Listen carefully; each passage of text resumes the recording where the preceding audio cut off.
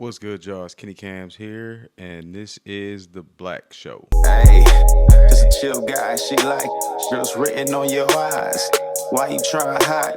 I know you got your secrets, but ain't no need to fight it. Down. What it do, y'all? It's Kenny Cams here. Let's talk about. So I got a couple topics today. I'm just gonna get into them as I go because I got a couple that I was kind of on the fence. Just an update of my life. I started watching old Smack battles again, and I love it. It was weird because, like, so when I was coaching, it was this group that we used to hang with. I was coaching college at the time. It was my first and second, like them first, second, third, fourth years. The crew I used to kick it with, we legit would just go back to one of the fam's house and play college football and listen to battle rap all day. So, and I kind of disconnected from that group for multiple reasons. Some just for myself, not all of it because of them, but just disconnected myself from that group. I just didn't like the energy of that, all that. And so doing some of the stuff, I have issues doing stuff that I have bad experience of doing that with other people, if that makes sense. So, and that's kind of vast in my life for like, if I go to a restaurant and have a bad ordering experience, I'm gonna have anxiety every time I go there. Stuff like that. So it took me a while to get comfortable even ordering at Chipotle. It, So, but it's been cool to watch battle rap and see because I like checked out of it. Like pretty much everything associated with those people that I hung out with, I cut out of my life completely, 100%. So like, and I'm slowly peeling stuff back. Like I was like, oh, dude, this was. So right now in there, it's New Jersey Twerk and Charlie Clips battle, and Twerk first round is crazy, crazy man. They actually, I'm gonna start it with that. They missed a huge opportunity with Smack, man. Like if I could go back now, one of my biggest like life regrets is that I couldn't go to a Summer Madness or to a Gnome event and just see it live and feel the energy in the room live. But what they should have did back then, hindsight's 2020, of course. So this is not no shot at Smack or nobody or Beasley or anybody associated with URL. But one, they should have kept celebrities out because they was just feeding and trying to get that crowd. So Drake, I'm talking about specifically. But all of them know, because you see even at Summer Madness too, Diddy's in the crowd with Busta Rhymes and all them. And it's weird because there's no women up there. It was just obvious from that. There's no women up there, bro. If I'm a millionaire, I'm not hanging around with a bunch of dudes. Like I'm gonna for sure be at least like, I might have some of my boys with me, but it's gonna be my boys and our girls kind of a thing going somewhere. But the second thing they should have did, besides the celebrities, was putting cameras on these dudes in they real like all of these rappers. Like you think about Conceited, maybe not as much Conceited, but for Sue Surf for sure, Goods, Jazz the Rapper, um, Lux, Murder Mook. Like they should have had cameras on them at all times, and they would have been the first reality stars. We would have beat Jersey Shore. They would have beat that era because it was around the same time, and they be loaded right now. But I think them Smack contracts were so tight, and Smack wanted a piece of everything. But it should have been a clause in there where they could do their own stuff on video, even if they're not under contract. You know what I mean? So, because the when I was watching battle rap, it wasn't about even what they were saying. Because to really enjoy this, you got to have the context of what they talking about when they talking about each other. Because it's stuff that's really happening in a battle like life, and that like that kind of network there. So going throughout the thing and seeing, knowing the beefs, knowing the behind the scenes stuff that happens, knowing like Showtime hitting Bill Collector, like knowing the depth behind the bars made it so much better, and it was almost like that should have been like like a TV show, you know what I mean, or it could have been framed as like a TV show. That's how I see it in my brain. So it's really been good to get back into that because this was cold battles, man. And I stepped away from music in general. Like the last piece of work I put out was Return on Investment, and I just did that too because I was writing some songs and I recorded them and I was like, oh, I like how these two songs sound. That's Lavar and then Bad Ones. Then I was like, all right, well, to get an EP, let me just put an intro and an outro to it and two songs, let it go. So what I have been saying from the get go, like music was never that like that was my issue in Milwaukee where people just in general, people think that you're doing it to get famous, and like, no, I just like making music, and I like working with people. I like people. I like making music. So, and I wanted to live the lives that I saw.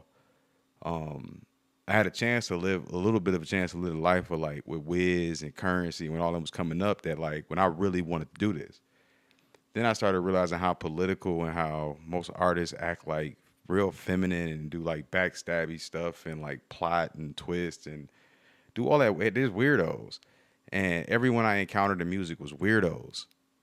Like, just did weird stuff or had ulterior motives, and like, what, it wasn't no genuine people. Like, out of nobody I met in music.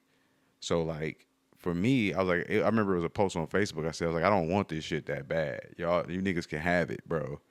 Like, if you going through the depths to do what you doing to interrupt what I got going on, like, you want it way more than me. You can have it. I don't. I got other things in my life that I could like.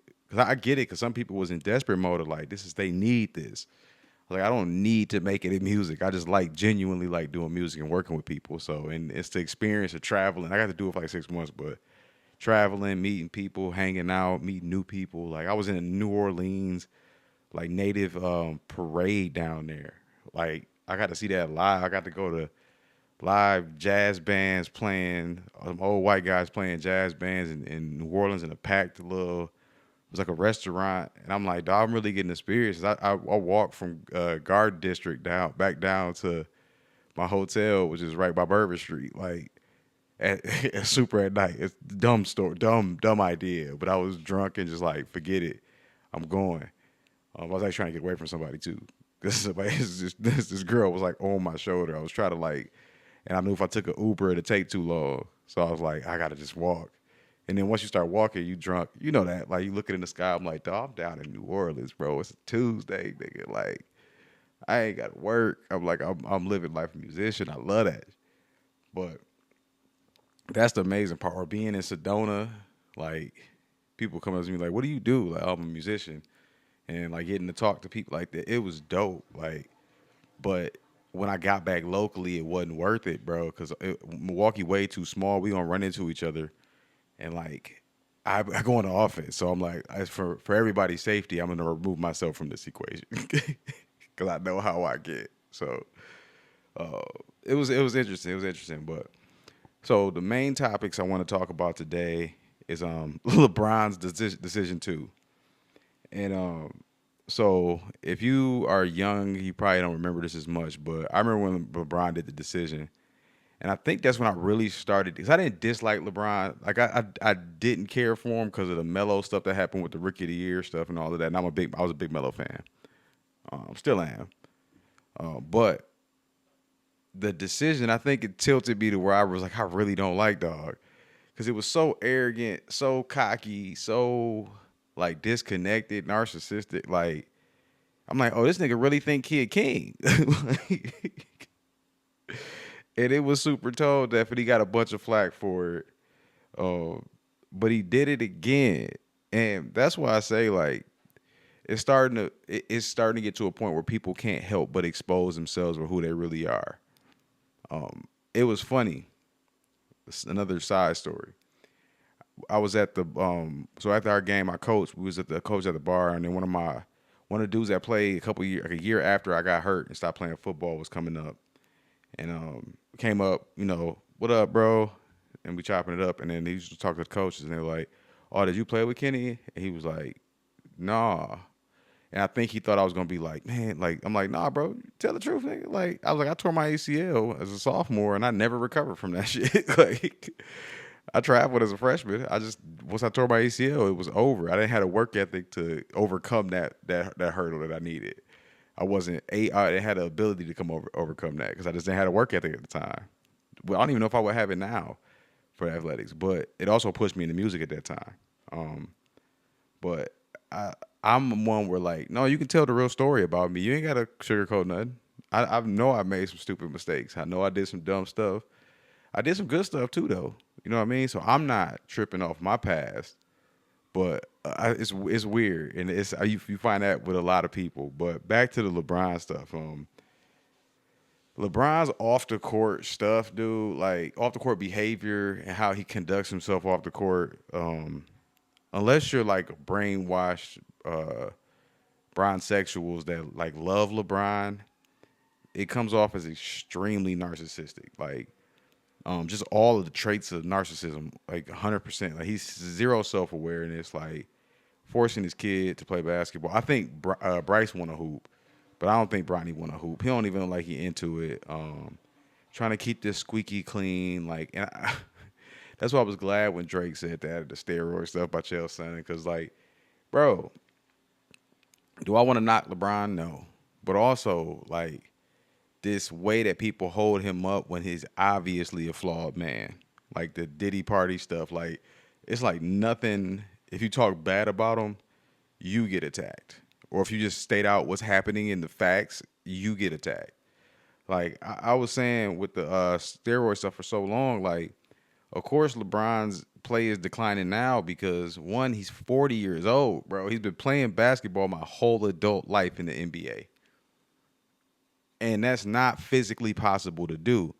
And now it's getting to the point where they have to give him injury so he can be injured out, because if he got out clean, they were like, bro, that's not physically possible what he did. He was taking steroids, and it would just confirm it. So he got to have these injuries and got to be out and got to be in the roster, like, because if not, it's obvious you can't play professional basketball for 20 years and just still be running up and down, ducking out of court. It just don't work that way. Like your physically body, I don't care what he's not superhero. It's no way your body operates that way. Your body starts to degenerate and break down. That's just how it works. So when people look at LeBron and think that he's really like no, like Chael Sonnen, they had the same EPO dealer. An EPO allows you to work longer and allows your muscles to recover faster. That's what all he needs in the NBA. And Carcino for Life was talking about it today, how like the number one highest like contribute like the highest average kind of factor to what he has in sciatica now is faulty needle injections in the butt. That's where you get steroids. Like that's what it is. And that's what he's out for now, because he tried to probably inject himself. And I don't know, that's allegedly, but like it would make sense and what's the timetable all this stuff is. But just in general, it's a crowd, and everybody knows this. It's a crowd that try to not allow you to say something about Brian. And I'm starting to think it's bots now. Like now that I understand bots so much more and how people can pay for bots and bot farms and stuff like that, I'm thinking a lot of this Brian stuff is just bots, and it's not really the perception, because a lot of people I know don't like Brian. Like most people I talk to do not like Brian, and especially how they try to put him with Michael Jordan, and he changed the whole way a culture of sports. Like sports was for like competitive people, and like it was all about competition. Like the numbers and stuff mattered, but that mattered more after the competition and the meaning of the sport. And he changed it all to like all they talk about is stats now. If you play for 30 years, of course you're gonna have stats. You know what I mean? Or 20 years, of course you're gonna have stats. Like, of course you're gonna be probably the high. If you've been a starter and the key player on all your teams for 20 years, where you can shoot whenever you want, when you pretty much ran all your teams, of course your stats are gonna be the highest. Like, duh. If it's not, that shows a lot about you. So I don't care about his stats. Like, he turned the NBA into like this rich kid privilege sport. This rich kid privilege sport, which is ruining it. Like it's obviously ruining the NBA. Like I'm in grad school right now, and one of my like final project. It's not really a thesis, it's more of a project, but it's how poor kids have been, or kids from low socioeconomic backgrounds have been priced out of sports. Like basketball, it's no more like we will hoop at the park too, but yeah, we play AAU and all that stuff, but it wasn't as extravagant and as it was very competitive though. Like our tournaments didn't just have a couple teams. You could run into anybody and it could have a squad. So it was a lot more balanced, but we also practiced 3 times a week. You know what I mean? It was the different structure of it. Like we had one kid from Watertown, but everybody else was pretty much our friends. And we all, one of the dads coached, and we would go out and just run cats. And we would pick up dudes along the way from our school, or like, but it was a different focus. It was like we was trying to win. Yeah, and maybe that's just me. Maybe everybody else team was trying to get buckets, but maybe that's why I ain't score that much. But the modern players like now they prioritize like they image and like they statistics over winning, which is like that's the whole reason to play the sport. And I think AAU did a lot of that because you play so many games. Eventually, the games don't matter no more. A little different in high school because you're playing for your school, but like I think by the time these cats get to the level of like college and pros, like they didn't play so many games, they don't even care no more. You know what I mean? It's not like a big time deal if they don't win the game because you know they used to playing a bunch of games. The other thing LeBron is very messed up, very much messed up is the media part with Clutch Sports. Like came out, Gilbert Arenas' dumb self talked about how Jeff Teague and all a couple different people signed on LeBron's network, and like so they get before they get a million views, they get the same salary they get. They don't get no different if they get more views or nothing. And he was talking about like how LeBron has his tentacles in the media, like clearly paying off Shannon Sharp, clearly paying off Kendrick Perkins. And when I say paying them off, I just mean they on salary. So why would you do that? Is to ensure that in the media sphere, it's always someone defending Bron, so they can't pile on him. Like it's just a business move. Like Rich Paul's a businessman, so why wouldn't they do that? And then they like since he's came in the league, it feels like everything has been about protecting LeBron and protecting LeBron's image. And that's odd to me because I've never seen them do that for another player. Not, well, I mean, they probably did for another player, but not to the extent of LeBron. Even to the point of where like his homie that he does a podcast with that never coached can go get a head coaching job with the Lakers. You know what I mean? It's a crazy network that like, and I think that's starting to fade now, especially with the Lakers. And I think Rob Pelinka is taking more. Now that he got Luka, he don't need LeBron. So I think they forcing him out a little bit. That's why they having that fight that they having right now. And I was gonna talk about how the myth of the best ever and all that stuff, but it's not even a competition, bro. It's Jordan, Kobe, LeBron. If you're talking about like guys that, and if you're talking about overall, it's Jordan, Kobe, then LeBron. Like not even, it's not even close. I mean, if you're talking about big mans, and then you add in like the Wilts and Hakeems and all of them, but like it's Jordan, Kobe, and LeBron. That's like consensus. Besides LeBron fans, like, so I think it'd be good if LeBron did retire. I think basketball would kind of come back to us because there's a lot of good players spread out in the NBA now. The NIL is kind of jacking up college sports, but I still think it's giving kids the best opportunity. But the one thing it's hurting is high school seniors in recruiting. But that's a whole nother episode.